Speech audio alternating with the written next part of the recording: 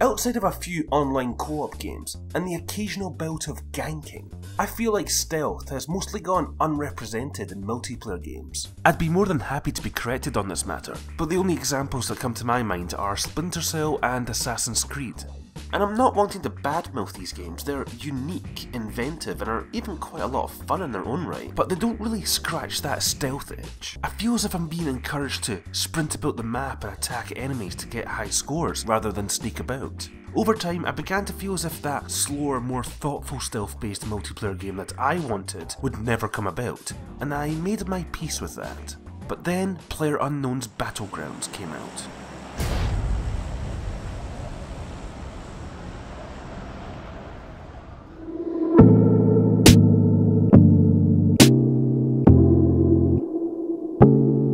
In this game, I've crawled away from gunfights, slowly crept up on a complex, worried that it might be a trap, and cowered in a building, trying to avoid combat altogether.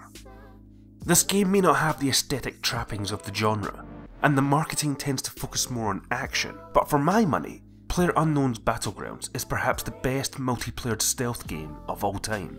Where does this simple, Battle Royale styled game succeed where other attempts perhaps didn't? Part of the problem with a game like Splinter Cell is that it was caught trying to cater to the trends of its time. When Chaos Theory, the first game in the series to feature multiplayer, came out, Halo 2 was being played by millions, and the tenets of multiplayer games had long since been established. Relatively small maps, quick respawns, short downtime between respawn and combat, and an emphasis on high scores.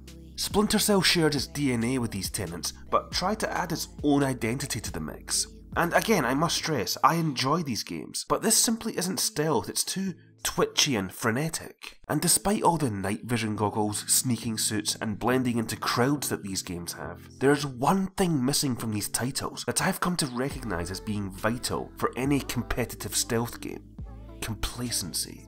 It's hard to sneak up on someone, or be snuck up on, when you always know that there's an enemy in your immediate vicinity. Due to the small maps and timer, you spend entire matches of Assassin's Creed or Splinter Cell on high alert.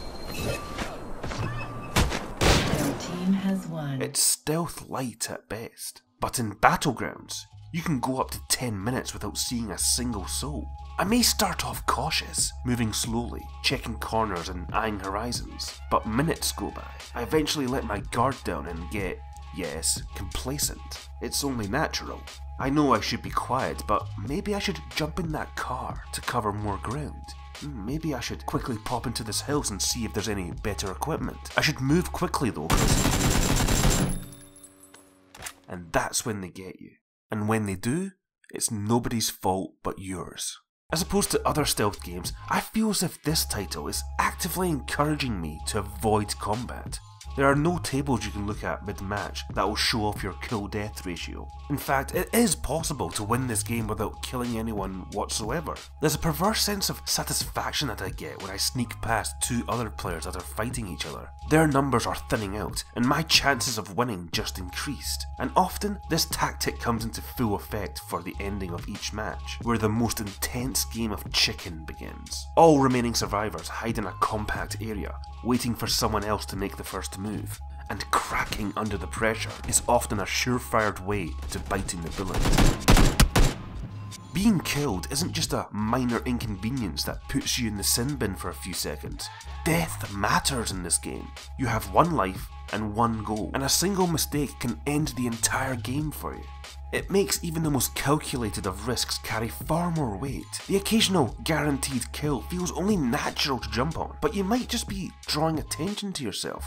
I often find that I'm adopting more of a survivalist position, attacking only in self-defense, rather than that of a rampaging running gunner.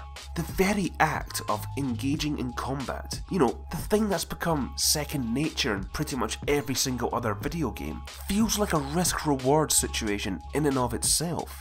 It's great! I'm not completely above a mindless shooter, but I do feel as if it creates something of a binary state of mind. When you see someone, you fight. When you don't, you look for a fight. I always appreciate a game, multiplayer or otherwise, that manages to add an extra layer or two to combat. The number of times I've laid motionless in a field, listening to a car drive by, hoping to God that it doesn't see me, makes me so happy. There are very few experiences like this in games, and it wasn't brought about by adding asymmetrical gameplay, which usually just results in everybody wanting to play as a spy, and having players quit when they're stuck as a guard. Everybody is on a level footing here. Luck comes into play, sure, but nobody has a clear advantage from the beginning. As original as PUBG is, it does seem rather bereft of gimmicks. The guns, gameplay and design are all rather standard. It's a beautifully simple and stripped down experience that manages to succeed where other attempts didn't, because it moved away from the aforementioned tenets. Small maps are replaced with a big ass island, no respawns, a variable amount of downtime that can exceed up to 10 minutes, and the point system being completely dropped in favour of one single objective. Be the last one standing. Earn your chicken dinner by whatever means necessary.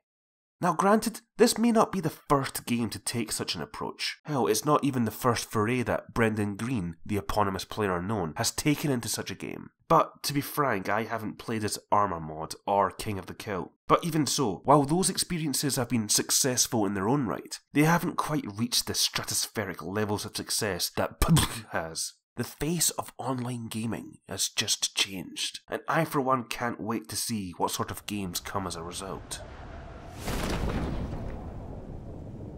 Oh, and a quick word for everyone who thinks I'm wrong about everything I just said, and that this game should be all about running and gunning and action and getting all the kills you can. You're wrong. Bye. This video was brought to you by the letter R, as well as these other patrons.